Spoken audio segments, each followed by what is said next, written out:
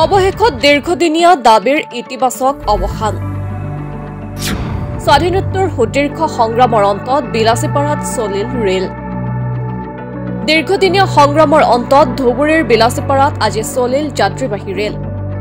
উৎফুল্লিত যাত্ৰীবাহী ৰাইজ। শেহতীয়াকৈ উত্তৰ-বংগ আৰু পশ্চিম অসমবাসীৰ দীৰ্ঘদিনীয়া দাবী সংগ্ৰামৰ অন্তত আজিৰে পৰা ধুবুৰী জিলাৰ গৌৰীপুৰ আৰু বিলাসীপাৰাত আৰম্ভ হ'ল যাত্ৰীবাহী ৰেলৰ চলাচল।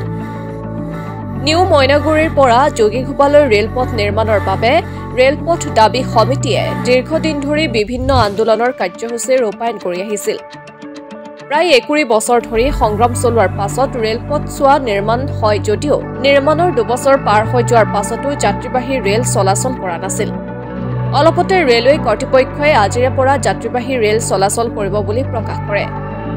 ৰেলপথ দাবী সমিতি আৰু বিলাসীপাৰা জিলা দাবী সমিতিয়ে জনোৱা মতে কামাখ্যাৰ পৰা বিলাসীপাৰা গৌৰীপুৰ হৈ ৰেলখন দিল্লীলৈ যাব আৰু দুদিন পাছত উভতি আহিব। সদ্যহতে সপ্তাহত ২ দিন যাত্ৰীবাহী ৰেল চলিব যদিও পাছলৈ নিয়মীয়াকৈ ৰেল চলিব বুলিও জনাইছে। ইফালে ভাৰত স্বাধীন হোৱাৰ ৭৪ বছৰ পাছত বিলাসীপাৰাবাসীয়ে যাত্ৰীবাহী ৰেলৰ সুবিধা লাভ কৰাত বিভিন্ন দল সংগঠনৰ লগতে সাধাৰণ ৰাইজে সন্তুষ্টি প্ৰকাশ কৰিছে।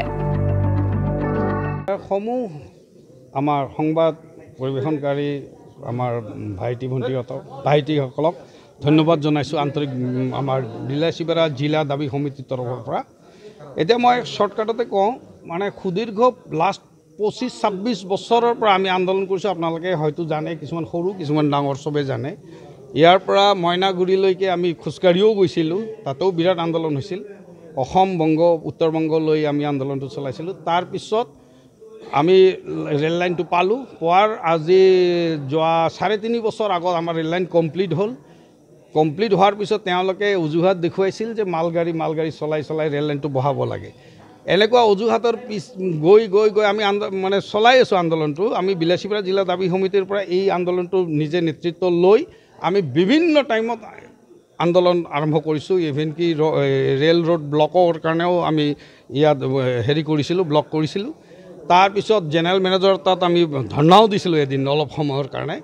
এনেকৈ কৰি যোৱা ডিচেম্বৰ মাহত আমি জেনেৰেল মেনেজাৰক খুব ভালকৈ সাক্ষাৎকাৰ কৰি তেখেতক মেমৰেণ্ডাম দিলোঁ।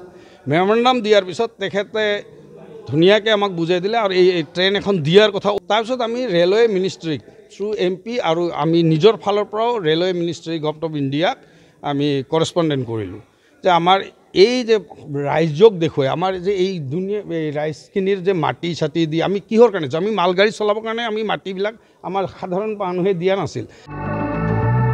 পৰ্বতজোৰাৰ পৰা নুৰ ইছলাম মণ্ডলৰ ৰিপৰ্ট, মাই নিউজ এনি।